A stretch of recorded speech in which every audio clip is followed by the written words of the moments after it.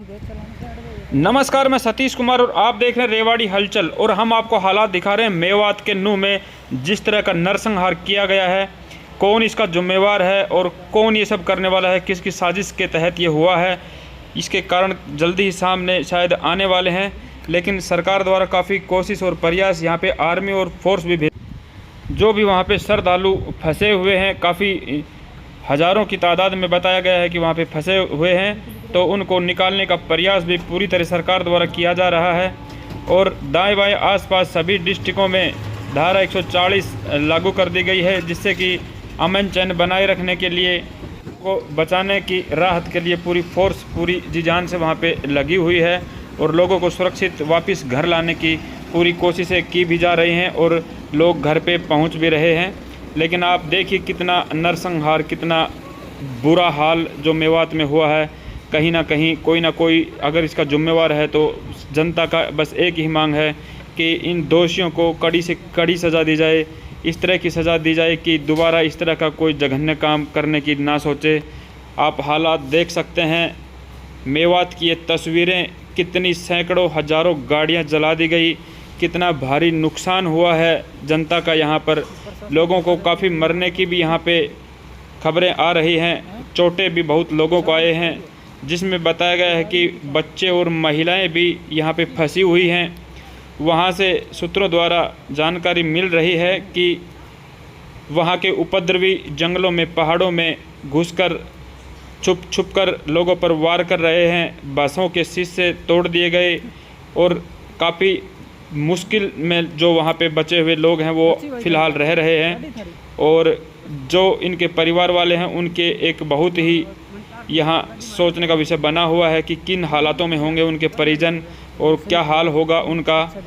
यहाँ पे जो भी व्यक्ति आ रहा है बच के निकल के वहाँ से, वो वहाँ की घटनाएं बता रहा है कि बहुत ही डरावना वहाँ पे दृश्य था, जान बचाना तक वहाँ पे बहुत मुश्किल था। देखिए आप किस तरह से गाड़ियाँ जलाई हुई हैं और ये गाड़ियाँ बहुत दूर दूर तक दिखाई गई हैं, बताई गई हैं कि काफ़ी दूर में इस तरह की गाड़ियाँ जली हुई हैं।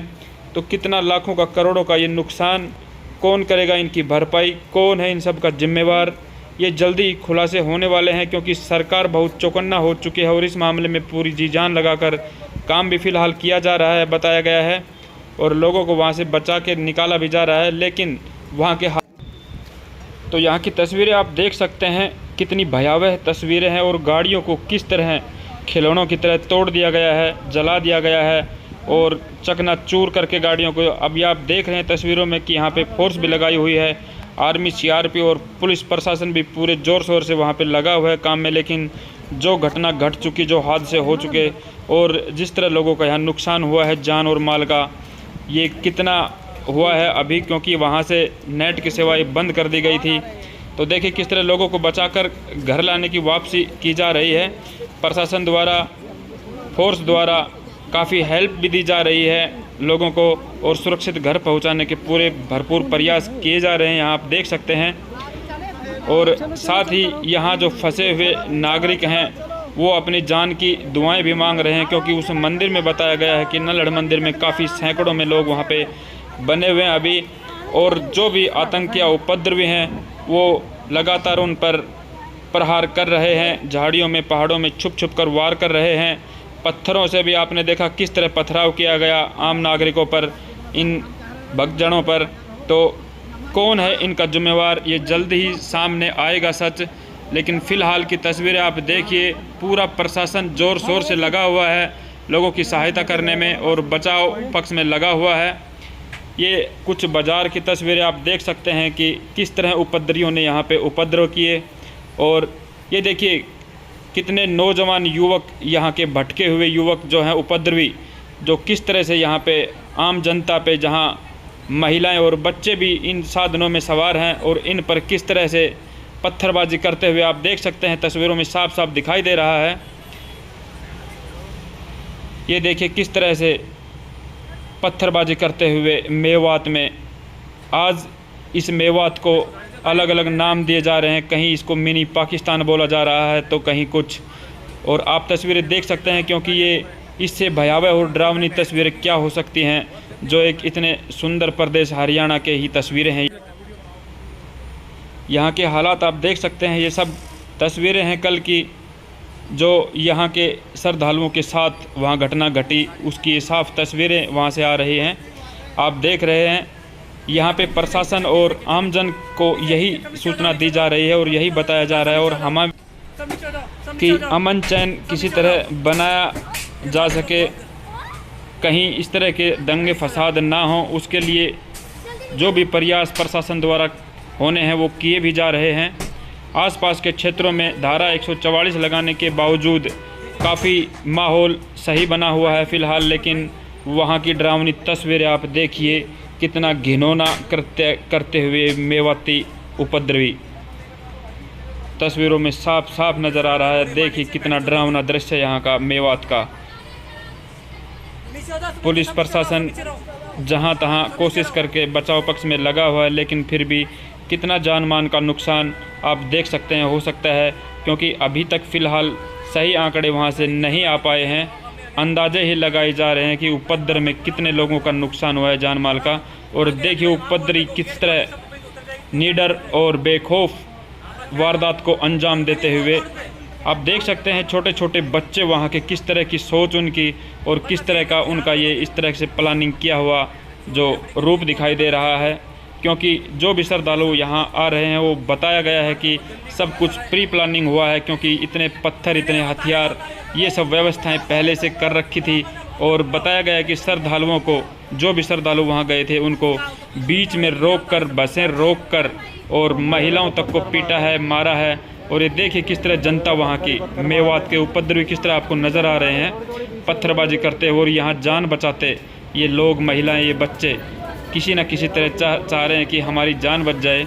और गाड़ियों का तो हाल आप देख चुके हैं, किस तरह से गाड़ियों को ध्वस्त कर दिया गया है, तोड़कर आगजनी के हवाले कर दिया है कितने साधनों को, और कितने लोगों की जानें गई हैं ये अभी कुछ खुलासा सामने नहीं आया है, क्योंकि वहाँ के नेट सेवा बंद कर रखी है कि प्रदेश में अमन चैन बना रहे, उपद्रव ना हो, पब्लिक भड़के नहीं। इसलिए पूरा संयम, पूरा प्रयास, पूरी कोशिश प्रशासन द्वारा की जा रही है। और अमन चैन बाहर के क्षेत्र, यहाँ के जो दृश्य हैं वो शर्मनाक काम जो यहाँ हुआ है मेवात में, ये हमेशा याद रखने वाले पल। इस तरह के जो बहुत ही जो आतंकी देशों में होता है, इस तरह की ये वारदात, ये हरकत मेवाती उपद्रव द्वारा की गई है, जो बहुत ही शर्मनाक हरियाणा के लिए। लेकिन इसका दोषी कौन है, किसे माना जाए, ये सब खुलासे शायद सामने आने वाले हैं जल्दी ही। लेकिन फ़िलहाल जो ये जान माल का नुकसान हुआ है, इसकी भरपाई कैसे होगी, कैसे की जाएगी भरपाई, कैसे निपटेगा ये काम, किस तरह से सौहार्द बनेगा दोबारा से, ये देख सकते हैं आप वहाँ की तस्वीरें। इस शर्मनाक काम के बारे में तरह तरह की बातें बनाई जा रही हैं, तरह तरह के लोगों के विचार सामने आ रहे हैं। लोग भड़के हुए हैं, लोग काफ़ी चिंतित भी हैं, सहमे हुए हैं, डरे हुए हैं। किस तरह का माहौल बना हुआ है आप सोच सकते हैं। इस तरह का काम होने के बाद क्या हालात हो जाते हैं देश के। और आज ये चर्चे हरियाणा की खबरों के, मेवात के पूरे दुनिया में फैले हुए हैं। क्यों ये इतना शर्मनाक काम किया गया इन उपद्रवियों द्वारा। तो जनता की मांग भी बार बार यही की जा रही है, उपद्रवियों को कड़ी से कड़ी सज़ा दी जाए, इनको बख्शा नहीं जाए किसी भी तरह। श्रद्धालु जो शोभा यात्रा, ये कोई नई बात नहीं है, हर साल निकाली जाती थी, लेकिन अब की बार ही ये इस तरह का जघन्य काम क्यों, कौन है इसका जिम्मेवार। ये उपद्रवी जो कि बताया गया है वहाँ पे गए हुए श्रद्धालुओं द्वारा कि सब कुछ प्री प्लानिंग ये काम हुआ है, जो वारदात इन श्रद्धालुओं पर की गई है। पत्थरों से बताया गया है, बिल्डिंगों में पत्थर, सड़कों के किनारे पत्थर पहले से रखे गए हैं। और कहाँ से ये हथियार बंद युवक जो उपद्रवी हैं, इनके पास बताया गया है कि किस तरह के हथियार, जो आधुनिक हथियार हैं, बंदूकें AK-47 तक यहाँ पे बताई गई हैं लोगों द्वारा।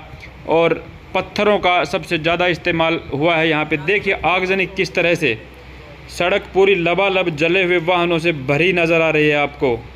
कितना नुकसान, कितने लोग यहाँ जले होंगे, कितने साधन यहाँ पे जले हुए हैं आप देख सकते हैं। सब कुछ धुआं धुआं हो रहा है, पूरा मेवात धुआं धुआं हो गया। इतनी बड़ी दबंगाई, इतनी बड़ी गुंडागर्दी इतना देशद्रोह का काम किस तरह कर लिया इन कुछ ही चंद लोगों ने। ये सब कुछ प्री प्लानिंग बताया जा रहा है कि सबसे पहले से तैयारियां हो चुकी थी ये कि शोभा यात्रा पे आने वालों के साथ इस तरह का उन्होंने षड्यंत्र रच रखा था और उसमें फंस गए सभी श्रद्धालु। ये देखिए किस तरह गाड़ियां जलती हुई, हरियाणा जलता हुआ मेवात में। आप देख सकते हैं कितनी शर्मनाक ये। इन दोषियों को आम जनता का सिर्फ एक ही सवाल है कि इनको इतनी कड़ी से कड़ी सज़ा दी जाए ताकि इनको एहसास